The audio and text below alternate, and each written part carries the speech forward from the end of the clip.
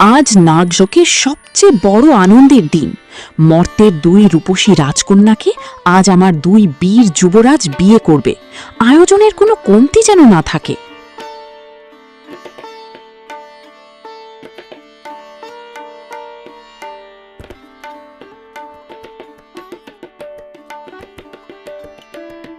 আর বসে থাকার সময় নেই, যা করার এক্ষুনি করতে হবে। এই নাগ কুমারদের সাথে সামনাসামনি কথা বলতেই হবে। রাজকন্যারা, তোমরা এভাবে বিয়ের মণ্ডপের মাঝখানে চলে এলে? কোনো সমস্যা হয়েছে? যুবরাজ, আমাদের দয়া করুন, আমরা আপনাদের পায়ে ধরে ভিক্ষা চাচ্ছি, এই বিয়ে আপনারা বন্ধ করুন। এ কি বলছো তোমরা? নাগমাতা তোমাদের ভালোবেসে আমাদের বউ করে ঘরে তুলতে চাইছেন, এতে কান্নাকাটির কি আছে? আপনারা সত্যটা জানেন না। মর্তধামে আমাদের স্বামী আছে, ছোট ছোট সন্তান আছে। একটা বড় রাক্ষসী অভিশাপ দিয়ে আমাদের পুরো রাজ্য আর পরিবারকে পাথর বানিয়ে রেখেছে। আমরা হচ্ছি অসহায় মা ও স্ত্রী। মাত্র 2 দিন সময় আছে আমাদের হাতে। এই 2 দিনের মধ্যে যদি আমরা কুসুমপুর রাজ্য থেকে জাদুর প্রদীপ এনে অভিশাপ না ভাঙতে পারি, তবে আমাদের স্বামী, পরিবার আর প্রজারা চিরকালের জন্য পাথর হয়ে যাবে, আর আমাদের সন্তানরাও নিখোঁজ। নাগলোকের বীর যুবরাজরা কখনো কোনো অসহায় নারীর কান্নার ওপর নিজেদের সংসার গড়ে তোলে না। জোর করে পাওয়া ভালোবাসায় কোনো সুখ নেই। ঠিক বলেছ দাদা, তোমরা কেঁদো না রাজকন্যারা। অন্য কারো সংসার ভেঙে আমরা কখনো সুখী হতে পারবো না। আমরা এই বিয়ে ভেঙে দেব এবং তোমাদের এখান থেকে পার হতে সাহায্য করব। তোমরা এখানে দাঁড়াও, আমরা ব্যবস্থা করছি। এই নাও নীলমণি, তোমরা প্রাসাদের বাইরে বের হয়ে পানির মধ্যে এই মণি ধরে যেখানে যাওয়ার কথা উচ্চারণ করবে, এই মণি তোমাদের সেখানে উপস্থিত করবে। আপনাদের এই মহানুভবতা আমরা কোনো দিন ভুলব না যুবরাজ। উপরওয়ালা আপনাদের মঙ্গল করুক।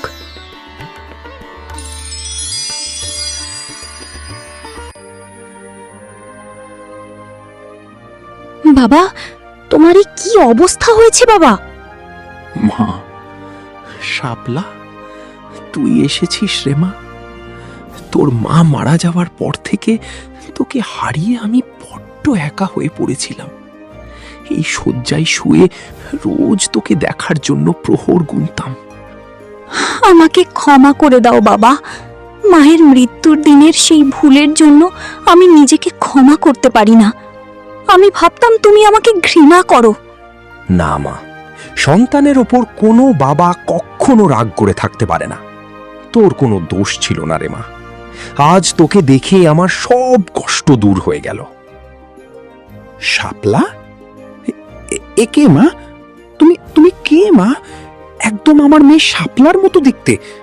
আমি কি ভুল দেখছি? তোমরা দুজনেই হুবহু একরকম। না বাবা, তুমি ভুল দেখছো না। ও আমার আপন বোন লাইলি, স্বর্ণপুরী রাজ্যের রাজকন্যা। আমরা যমজ বোন বাবা। আমাদের চেহারা অবিকল এক।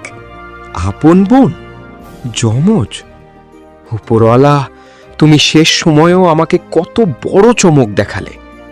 কাছে আয় মা লাইলি, তোকে দেখার ভাগ্যও আমার ছিল।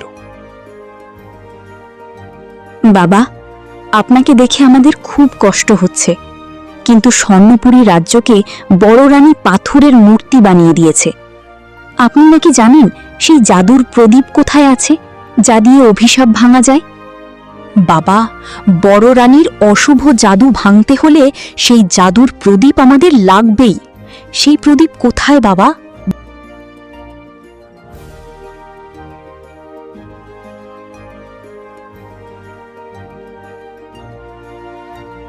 এটি এই রাজপ্রাসাদেই আমার কাছে এত কাল সুরক্ষিত ছিল। আমি জানতাম একদিন এই প্রদীপের প্রয়োজন হবে। পেয়ে গেছি, জাদুর প্রদীপ পেয়ে গেছি। শাপলা, আর 1 মুহূর্ত সময় নষ্ট করা যাবে না। এখনই আমাদের স্বর্ণপুরী রাজ্যে ফিরতে হবে। হাতে আর মাত্র 2 দিন আছে।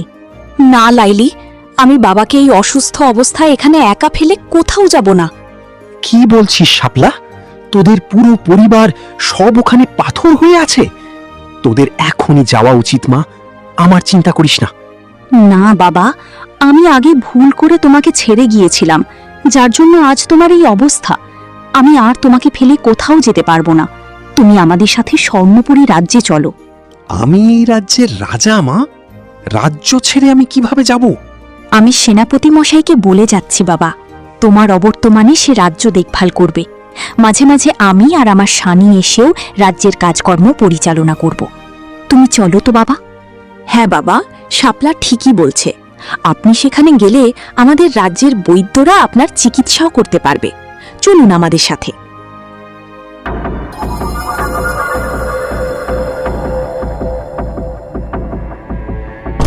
না, এটা হতে পারে না। আমার জাদু মন্ত্র ধূলিসাৎ হয়ে যাচ্ছে। আহ!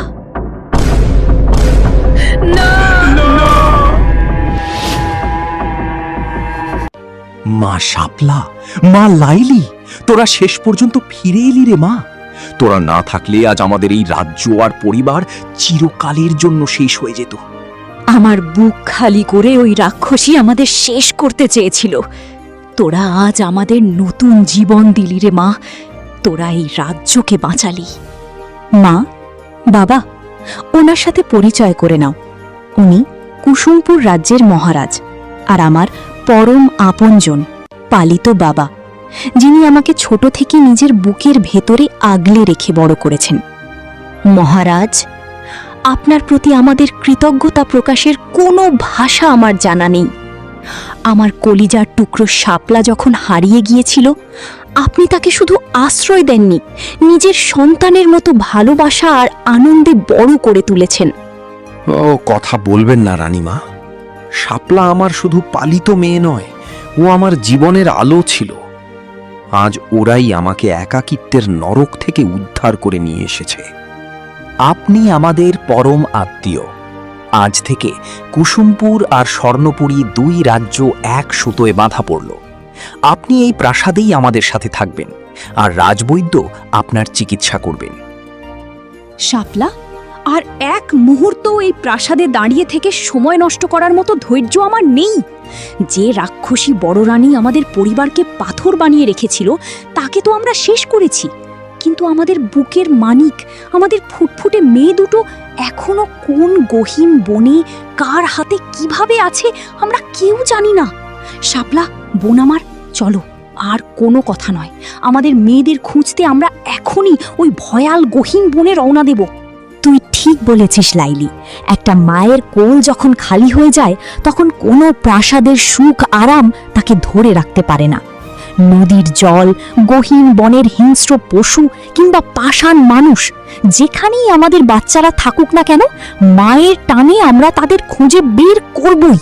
আমাদের শরীরের শেষ রক্তবিন্দু দিয়ে হলেও কলিজার টুকরোদের আমরা অক্ষত অবস্থায় এই কোলে ফিরিয়ে আনব। চলো লাইলি, আজ আর কোনো বাধা আমাদের থামাতে পারবে না। আর কোথাও যেতে হবে না রাজকন্যারা। আমাদের পরীরানী তার জাদুর মাধ্যমে জানতে পেরেছেন যে গহীন বনে নেকড়ের হাত থেকে বাঁচানো এই ফুটফুটে শিশুটি আসলে স্বর্ণপুরী রাজ্যের রাজকন্যা লাইলিরই মেয়ে। তাই পরীরানী আমাকে পাঠিয়েছেন তোমাদের কোল পূর্ণ করে দিতে। আমার আলো, আমার কোল আলো করে ফিরে এসেছে রে শাপলা। ধন্যবাদ পরি দিদি, তোমার এই ঋণ আমি কোনো দিন শোধ করতে পারবো না। পরি দিদি, লাইলির কোল আলো করে তুমি ওর সন্তানকে ফিরিয়ে দিলে, কিন্তু আমার ছোট মেয়ে, আমার অবুঝ সোনামণি পদ্মার খবর কি তুমি কিছু জানো পরি দিদি? আমার যে বুকটা ফেটে যাচ্ছে, আমি কিভাবে বেঁচে থাকবো ওর মুখটা না দেখে? তুমি তো সব দেখতে পাও, তুমি দয়া করে বলো পরি দিদি, আমার কলিজার টুকরো পদ্মা এখন কোথায় আছে? ও কি বেঁচে আছে? ও কি না খেয়ে কাঁদছে? আমায় একটু বলো, কোথায় গেলে আমি আমার বাচ্চাকে দেখতে পাবো? তুমি শান্ত হও রাজকন্যা শাপলা। কান্নাকাটি করে নিজেকে আর কষ্ট দিও না।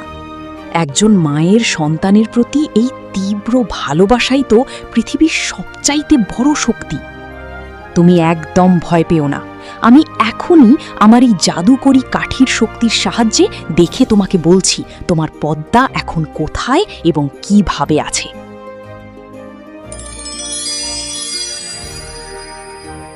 এই দেখো শাপলা, তোমার মেয়েও একদম নিরাপদে আছে। নদীর স্রোতে ভেসে ও গিয়ে পৌঁছেছে এক গরিব ও সৎ জেলের কুঁড়ে ঘরে। চলো, আমি এখনই তোমাদের সেখানে নিয়ে যাচ্ছি।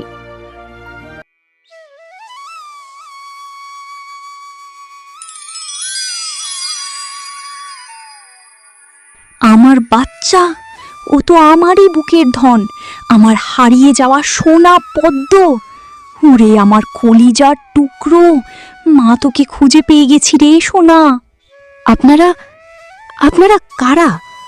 আপনাদের পরনে তো রাজকীয় পোশাক। আপনারা রাজপ্রাসাদ থেকে এসেছেন, কিন্তু আপনারা আমার ঘরে কেন? এই বাচ্চা তো নদী থেকে কুড়িয়ে পাওয়া আমাদের ইস্ফা। আমি একে কাউকেই দেব না, ও আমার মেয়ে। ভয় পাবেন না মা, আপনি শান্ত হন। আমরা কোনো ক্ষতি করতে আসিনি। আপনি যাকে বুক দিয়ে আগলে রেখেছেন, ও আসলে অন্য কেউ নয়। ও আমাদের স্বর্ণপুরী রাজ্যের রাজকন্যা, আমার বোন, এই শাপলার গর্ভের নিজের সন্তান। খরস্রোতা নদীর চক্রান্তে ও আপনার ঘরে এসে পৌঁছেছিল। আপনি ওর ওপর যতটা মা হিসেবে দাবি করছেন তা একেবারেই সত্য। আপনি ওকে নদী থেকে কুড়িয়ে পেয়ে শুধু প্রাণ বাঁচাননি, নিজের পেটের সন্তানের মতো পরম ভালোবাসায় এত দিন আগলে রেখেছেন। আপনার এই ঋণ আমরা কোনো দিন শোধ করতে পারবো না। আপনার মতো এমন ভালো মনের মানুষের কাছে আমার বাচ্চাটা নিরাপদ ছিল বলেই আজ আমি ওকে জ্যান্ত দেখতে পাচ্ছি। এর জন্য আজীবন আমরা আপনার আর আপনার পরিবারের কাছে ঋণী হয়ে থাকব। আপনার এই চোখের পানি দেখে আমি আর নিজেকে ধরে রাখতে পারছি না। একটা মা তার সন্তানকে হারিয়ে কত রাত কেঁদে বুক ভাসিয়েছে তা আমি একজন নারী হয়ে খুব ভালো করে বুঝতে পারছি। বিধাতা হয়তো আমাকে মাধ্যম বানিয়েছিলেন আপনার এই আমানতটুকুকে কিছুদিন নিরাপদে আগলে রাখার জন্য। আপনার ধন আজ থেকে আপনার কোলেই শোভা পাবে।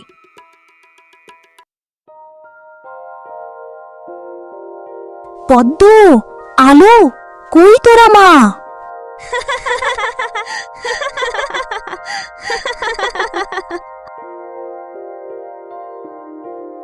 ওগো মহারাজ, দেখেছ আমাদের ঘরটা আজ কেমন আলোয় ভরে গেছে।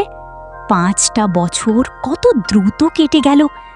একসময় ভেবেছিলাম আমাদের রাজবংশের প্রদীপ বুঝি চিরকালের মতো নিভে গেল। আর আজ দেখো আমাদের 2 নাতনি পদ্ম আর আলো প্রাসাদের উঠোন জুড়ে কেমন প্রজাপতির মতো ডানা মেলে ঘুরে বেড়াচ্ছে। মা, ও মা, দেখো না, আলো আমাকে ধরে খেলতে চাইছে। আজকে তো আমাদের শুভ জন্মদিন, তাই না মা? তুমি যে বললে আজকে সবাই মিলে প্রদীপ জ্বালাবো। না মা, আমি তো পদ্মকে আগে জাদুর গল্প শোনাবো। ওই যে পরি দিদি কিভাবে আমাকে এনে তোমার কোলে দিয়েছিল, সেই গল্পটা। কোলে দিয়েছিল সেই গল্পটা বলো না মা। হ্যাঁ রে আমার সোনা, তোদের এই মিষ্টি হাসির গল্পই তো আজ আমাদের এই পুরো রাজ্যের সবচেয়ে বড় জাদুর গল্প। তোরা কাছে আছিস বলেই আজ আমরা সব দুঃখ ভুলে শান্তিতে বাঁচতে পারছি। ঠিক বলেছিস লাইলি, কালো জাদুর অন্ধকার যত বড়ই হোক না কেন, মায়ের ভালোবাসা আর সত্যের আলোর সামনে সব অশুভ শক্তিকে একদিন না একদিন হার মানতেই হয়। আমাদের এই ভালোবাসা আর আনন্দের রাজ্য এখন 100 বছরের জন্য সুরক্ষিত। তারপর কি হলো জানিস? সেই বিশাল কালো রাক্ষসটা যখন অনেক বড় হাঁ করে হিংস্র গর্জন দিয়ে রাজপ্রাসাদের দিকে তেড়ে এলো, তখন আমাদের সাহসী মহারাজ তলোয়ার উঁচিয়ে সোজা সামনে গিয়ে দাঁড়ালেন। আর অমনি রাক্ষসটা ভয়ে কেঁপে এক দৌড়ে সুদূর কালকুট পাহাড়ে গিয়ে পালিয়ে গেল। ওয়াও! তারপর কি হলো মা? মহারাজ কি ওই দুষ্টু রাক্ষসটাকে জাদুর তলোয়ার দিয়ে এক কোপে শেষ করে দিয়েছিলেন? আরে না আলো, শোনো না, ছোট মা বলো না। এরপর রাজকন্যা কিভাবে সেই প্রদীপটা এনে পুরো রাজ্যকে রক্ষা করলো, বলো না, বলো না। বলবো তো রে আমার 2 লক্ষ্মী সোনা, কিন্তু এখন যে অনেক রাত হয়ে গেছে। আজ চোখ দুটো বোঝো, কাল সকালে ঘুম থেকে উঠলে তোদের এই রাজপরিবারের আসল বীরত্বের জাদুর গল্পটা পুরোপুরি শোনাবো। এখন লক্ষ্মী মেয়ের মতো ঘুমিয়ে পড়ো তো দেখি। আমাদের জীবনের সব ঝড় ঝাপটা, কালো জাদু আর দুঃখের মেঘ এভাবেই কেটে গেল। আজ আমার কোল ভরা সন্তান, পাশে পরম স্নেহের বোন আর পুরো পরিবার এক সুতোয় বাঁধা। কত রক্ত আর চোখের জলের পর এই হাসি মুখগুলো আমি ফিরে পেয়েছি।